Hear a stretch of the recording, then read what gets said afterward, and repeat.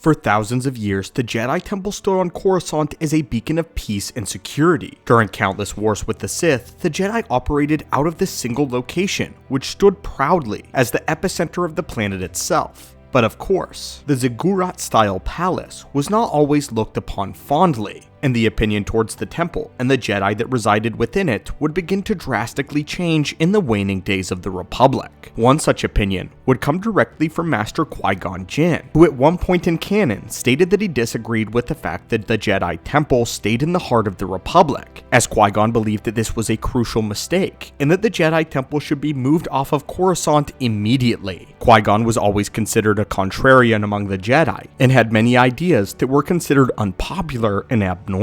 But even for Qui-Gon Jinn's takes, this seems a bit surprising. Why would Qui-Gon think that the Jedi were wrong for living on Coruscant? And according to historical and future events, was Qui-Gon Jinn right? Let's go ahead and open up yet another holocron and find out why. This opinion from Qui-Gon has come from the canon Age of the Republic comic, this issue focusing on Master Qui-Gon himself. After a thrilling opening of Qui-Gon rescuing a priestess from an uprising happening on her world, Qui-Gon is accused by the priestess of being a coward for not fighting on behalf of her, and she mentions that she always heard that the Jedi were great warriors. On one of the rooftop gardens on Coruscant sometime later, Qui-Gon is thinking over this interaction, having been greatly troubled by what the priestess had said. Then of course, along comes Yoda, casually asking about his submitting a full report to the council, and that's when the two begin a conversation about the real reason Yoda had come to Qui-Gon. Yoda assured Qui-Gon that he wasn't a coward for following the Jedi way, but that's when we get this interaction, and Qui-Gon's true opinion on Coruscant and the temple. Qui-Gon says this: "Being called a coward isn't what bothered me, Master Yoda. It was being called a great warrior.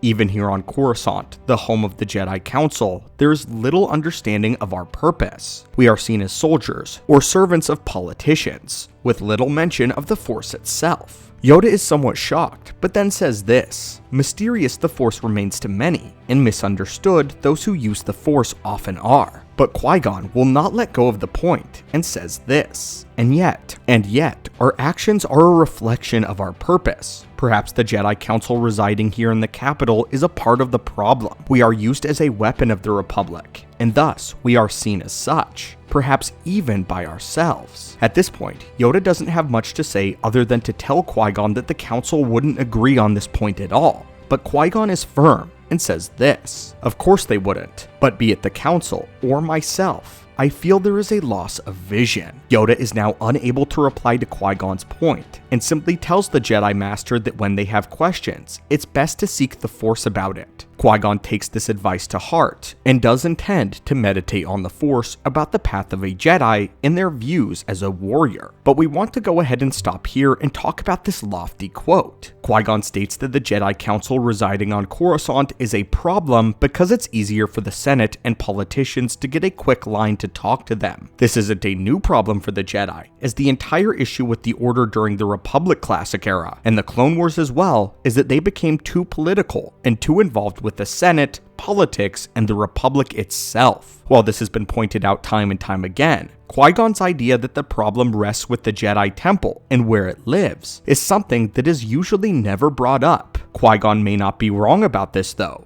As servants of peace in the galaxy, having them positioned right in the capital would make it seem like they were the sword of the Republic, which of course, they would eventually become. It's quite possible that many of these thoughts also stemmed from Qui-Gon's own master in Dooku, who held many of the same viewpoints, believing that the Jedi had become slaves to the Senate and to the Republic. But there is far more to break down here that's very important. Part of the issue not only lies with how easy it is for politicians to get in touch with the Jedi, but also that maybe the Jedi only living around the prosperous, the extremely wealthy metropolitan city of Coruscant blinds them to all the issues plaguing the Outer Rim territories, removing them from planets that truly need their help. The Jedi Order in the Republic Classic era were notorious for being very slow to respond to calls for help in the Outer Rim, especially since a lot of these planets were not a part of the Republic. This was one of the main reasons why the Separatists wanted to secede from the Republic, since they were not getting fair treatment from the Senate or the Jedi. Without even going into too much detail, we can already see that there is a lot wrong with the Jedi Order's choice to place their temple at the center of the Republic. But now poses the even greater question: If not Coruscant, where should the temple have been posted? Originally, the Jedi resided on Tython, but were forced to move when the war with the Rakata drove the planet into an uninhabitable space. Tython was a planet so strong in the Force that its residents all had to maintain perfect balance. Otherwise, the planet would be subject to violent storms which were deadly even to Force wielders. After moving off of Tython, the Jedi Order would operate out of Ossus, and eventually their connection to Tython would die, as it was surrounded by unstable and fluctuating hyperlanes in and out of the deep core that were closing off, cutting the Jedi off from their original world. On Ossus though, the Jedi behaved much differently, and the temple on Ossus was a giant library which housed endless amounts of knowledge. It was open to the public, and the oddest thing was that no Jedi was required to stay there. Ossus was the primary hub for the Jedi Order, but it was only one of thousands of worlds controlled by the Jedi, which had various temples and outposts. Back in this day, the Jedi were spread out and usually occupied one planet or system as a watchman. The Jedi Watchmen are still a thing though in the Republic Classic era, but are delegated to a handful of Jedi Sentinels. These were the days when the Jedi were allowed to have families, and they would be the watchmen of their home planet until called off world. But all in all, Ossus was simply the home of the Jedi Council, and there were some Jedi in the Order that never laid eyes on what many called the Jedi's home. This era of Jedi are the greatest peacekeepers in galactic history, but this would all change with Exar Kun,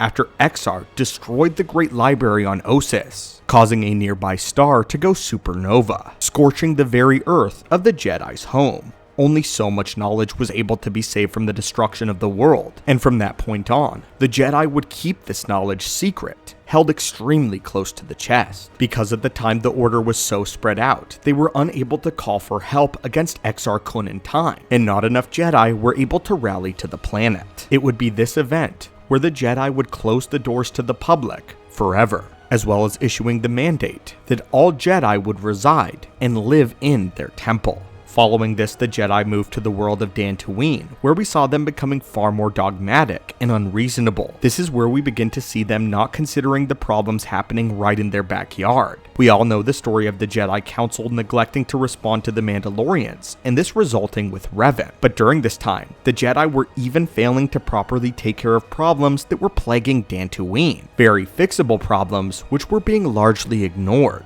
After all of this, the Jedi Order agreed with the Republic that they would officially move to the capital of Coruscant. Fast forward to the Great Galactic War and the sacking of Coruscant by Malgus, the Jedi Temple is destroyed, and the Order is once again left with no home. They would eventually visit the planet of Tython, their original birthplace, and build a beautiful temple there. But of course, they would return to Coruscant as the heart of the Republic. What's intriguing is Luke Skywalker, once he rebuilt the Jedi post-Order 66, did not return straight to repairing the Temple of Coruscant. The New Republic was still being established, and Luke wasn't too keen on repeating the mistakes of the past. But if you want a full video on this, please let us know in the comments below. In the end, Qui-Gon Jinn was proven absolutely correct about his stance on Coruscant, the Jedi Temple, and the heart of the Republic. He thought it was inappropriate that the Jedi were surrounded by politicians and vast, ungodly amounts of wealth. He thought it sent a message to the rest of the galaxy that not only were the Jedi the warriors of the Senate, being able to be moved around at its will, but they were also elite, and that while some were worthy of the Jedi's intervention in problems, others were not.